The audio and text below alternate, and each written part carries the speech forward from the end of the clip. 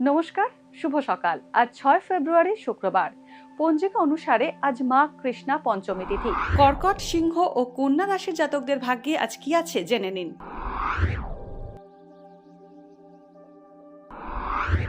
কর্কট রাশি, রক্তচাপ বা রক্তাল্পতা সংক্রান্ত সমস্যায় আজ ভুগতে পারেন কর্কট রাশির জাতকরা।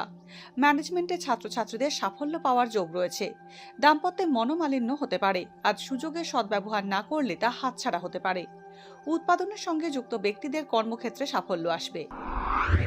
সিংহ রাশি, গল ব্লাডার ও কিডনির সমস্যায় কষ্ট পেতে পারেন সিংহ রাশির জাতকরা।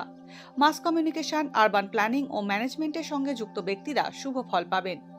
বেসরকারি কর্মচারীরা অফিসে সম্মান ও প্রতিপত্তি পাবেন।